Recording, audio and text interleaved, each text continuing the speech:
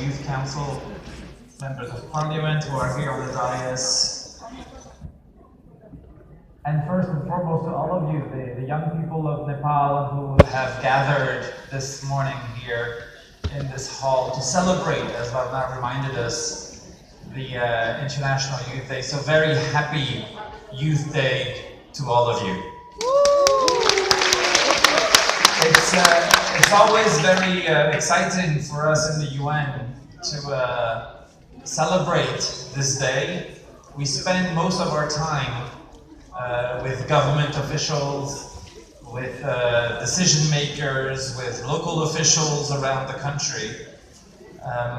And with all respect to them, it is, I think, fair to say that they are usually of a more advanced age in life than you all are. Nothing wrong with this, but in a country like Nepal, where close to half of its population is in the bracket of the national definition of youth under 40, it is very important for us to also be able to interact directly, and we do this more and more here in Kathmandu, but also all across the country in the 7 provinces of Nepal.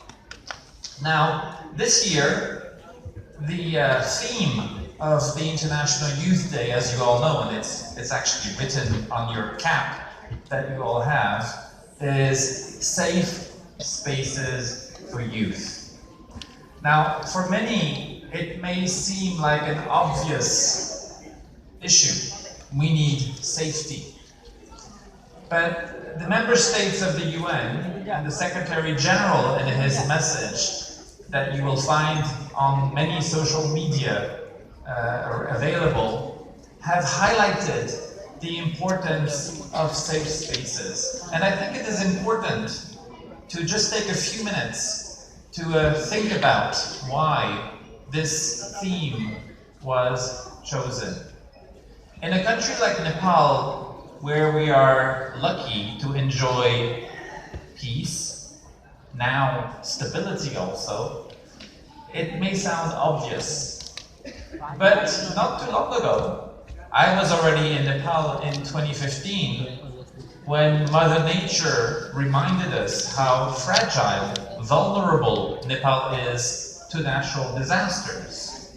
The earthquakes, the floods in Terai have highlighted how having safe spaces, meaning spaces where when a disaster happened, young people, but also the elderly, all the population can get together, hold each other physically, morally, spiritually, show the resilience of the people of Nepal to those natural disasters. And during those events, I'm always amazed by the courage and the dedication of youth to show solidarity, to show help, to show support to their fellow citizens of Nepal.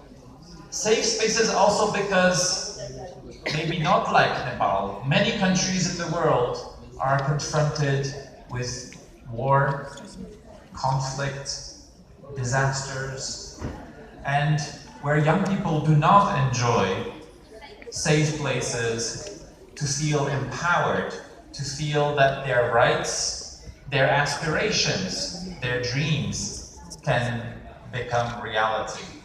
So what is a safe space? Well, a safe space can be, in the context of Nepal, as I said earlier, an open space that is safe from disaster. It can be a local municipal council where young people have been elected, like last year, to be able to take decisions on behalf of the community and represent the interests of young people.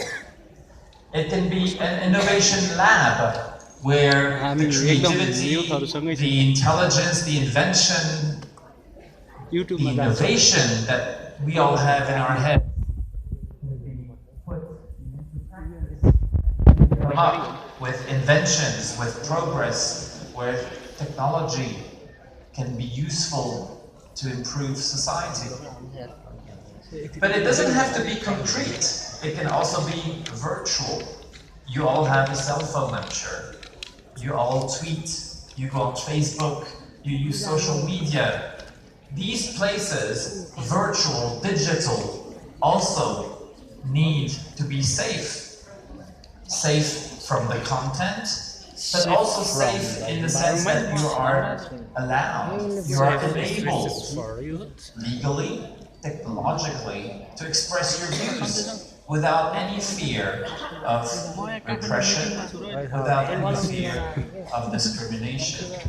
And this takes us to another dimension of what a safe place is.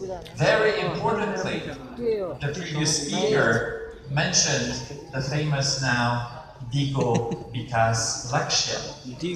And you all know how committed Nepal is, from government to local officials to civil society to you all. You, the young people of Nepal, you are committed to making sure that the Digo Bikas Lakshya will become a reality by 2030, a true aspiration.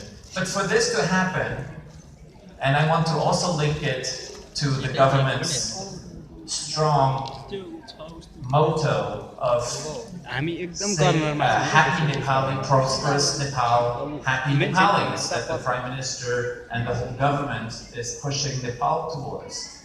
For this to happen, prosperity should not be the reality of only a few lucky ones. The prosperity of Nepal has to be shared among all people, including the most vulnerable. And it doesn't make any sense for me, and I think for all of us, that happiness is only limited to a few people. When we hear happy Nepali, it's happy all Nepali, irrespective of who they are, where they live, who and how they love. Many different groups of society have to be able to benefit from this aspiration, this dream. And again, for this dream to become reality, we need safe spaces. So I think even in a country like Nepal, where we enjoy democracy, where we enjoy freedom, when you all can come together wherever you want, however you want, to express your wishes, your aspiration, even in a country like Nepal, it is worth spending a whole day on August 12th to celebrate safe spaces for youth.